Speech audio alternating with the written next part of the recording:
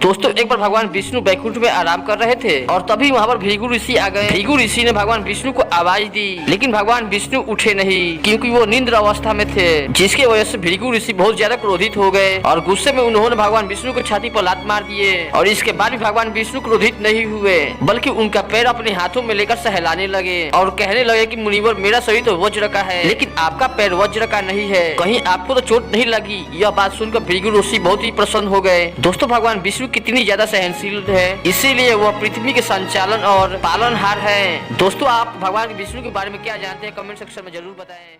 भिखारी आता है जिससे माता अंजलि खाना खाने से पहले हाथ धोने के लिए बोलती है, जिस पर वह भिखारी चिल्लाकर बोलता है, अब तुम मुझे बताओगी मुझे क्या करना है और क्या नहीं करना है। और बगल में महादेव के लिए तैयार किया गया सिंहासन पर जाकर बैठ जाता है और कहता है कि जल्दी खाना परोसो। और खाना खाते खाते वो खाने को थूक देता है और कहता है कि खीर मीठी नहीं है और पूरी भी कच्ची है, क्या तुम्हें खाना बनाने भी नहीं आता। और दूध पीकर दूध के गिलास को भी फेंक देता है। माता अंजलि के घर गरीब भिखारी अतिथि के रूप में आया हुआ था, इसलिए वे लोग उसे कुछ भी नहीं कह पा रहे थे और कहता है कि तुम्हारा बेस्वाद खाना मैंने खाया है, कुछ तो पुण्य तुम्हें मिलेगा। लेकिन वो अघोरी जटाधारी शंकर भोजन ग्रहण करता तो तुम्हें कुछ नहीं मिलता। तभी माता अंजलि क्रोध से भड़कित हो जाती है और वे हाथ जोड़कर कहती है, यदि आपने महादेव के बारे में एक शब्द भी गलत बोला तो। इतना सुनते ही महादेव अपने असली रूप में आ जाते हैं और वे माता अंजलि के सेवा भक्ति प्रसन्न होकर जल्दी ही माता अंजलि के गर्भ से हनुमान जी के रूप में स्वयं जन्म लेने का आदेश देते हैं। दोस्तों इस भिखारी प्रभु राम से क्यों रूठे हनुमान जी। प्रभु राम हनुमान जी को देह त्यागने की बात बताते हैं और बताते हैं कि वो बिना हनुमान जी से मिले कहीं भी नहीं जाएंगे। तभी हनुमान जी और प्रभु राम से रूठकर समुद्र के किनारे दूर चले जाते हैं ताकि अपने वचन के अनुसार श्री राम बिना हनुमान जी से मिले देह ना त्याग सके।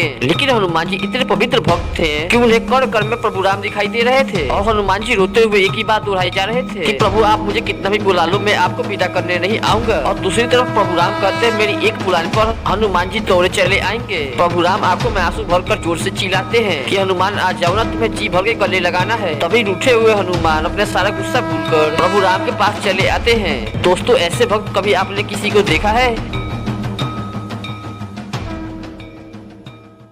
अपने शक्तियों के घमंड में भरे इंद्रदेव एक बार महादेव से मिलने के लिए कैलाश जा रहे थे। तभी वे देखते हैं कि बीच रास्ते में एक अघोरी सोया हुआ है, जिसे इंद्रदेव रास्ते से हटने के लिए कहते हैं, लेकिन वे अघोरी उन्हें अनसुना कर देता है। जब क्रोधित होकर उस अघोरी को कुचल देने के लिए अपनी हाथी अरावत को भेजते हैं, लेकिन अरावत भी अघोरी के सामने नतमस्तक हो जाता है और गुस्से से भरे इंद्रदेव उस अघोरी को अपने शस्त्र से मारने के लिए जाते हैं, लेकिन वो अघोरी शस्त्र को पकड़कर इंद्र को नीचे गिरा देता है। जिस पर इंद्रदेव कहते हैं कि तुम्हारी हरकत देखकर तो ये लगता है कि मैं अपने पुष्टि से तुम्हारे मुंह के ऊपर प्रहार करूं। तभी वो अघोरी भयंकर क्रोध से भर जाते हैं और वे अपनी असली रूप में आ जाते हैं और अपने तीसरे नृत्य से इंद्र पर क्रोधाग्नि छोड़ देते हैं, जिसके डर से इंद्रदेव ब्रह्मांड में भागते फिर रहे थे और उन्हें गणेश जी बचाने की कोशिश करते हैं। लेकिन महादेव का क्रोधाग्नि सिर्फ महादेव ही शांत कर सकते हैं, इसलिए सभी देवी देवता और माता पार्वती भी महादेव से प्रार्थना करते हैं। तब जाकर महादेव का गुस्सा शांत होता है और इंद्रदेव महादेव के पैरों में गिरकर क्षमा मांग लेते हैं। वैसे इंद्रदेव के बारे में क्या कहना है, कमेंट सेक्शन में जरूर बताएं।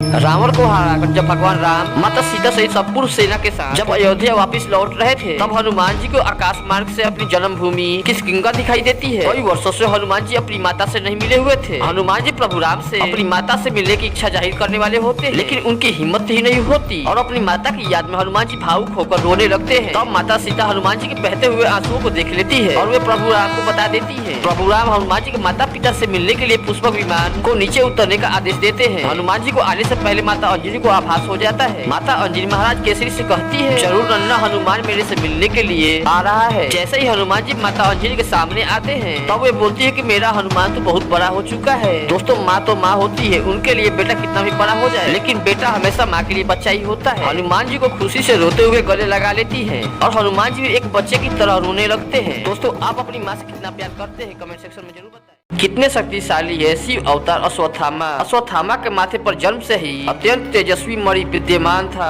इस मणि को धारण करने की वजह से अश्वत्थामा को कोई हरा नहीं सकता था और वो अपराजित बन चुके थे और उन्होंने अमृता को प्राप्त कर लिया था। अश्वत्थामा भगवान श्री कृष्ण के भांति ही 64 कलाओं तथा 18 विद्याओं में पारंगत है। उन्होंने शिक्षा अपने पिता केवल द्रोणाचार्य से ही नहीं, बल्कि भगवान परशुराम, दुर्वासा ऋषि, महर्षि वेद व्यास, भीष्म तथा कृपाचार्य से भी प्राप्त की थी। अश्वत्थामा ने महाभारत युद्ध में 5 पांडवों सहित पूरी सेना को परास्त किया था। उन्होंने नारायण अस्त्र का प्रयोग करके पूरे पांडवों को हथियार नीचे डालने पर मजबूर कर दिया था। ऐसा माना जाता है कि कर्ण की मृत्यु के बाद दुर्योधन मद्र नरेश को प्रधान न बनाकर अश्वत्थामा को बनाता तो सेनापति बना देते तो शायद महाभारत का इतिहास कुछ अलग ही होता। दोस्तों, महादेव के इस अवतार के लिए कमेंट सेक्शन में हर हर महादेव जरूर लिखिए।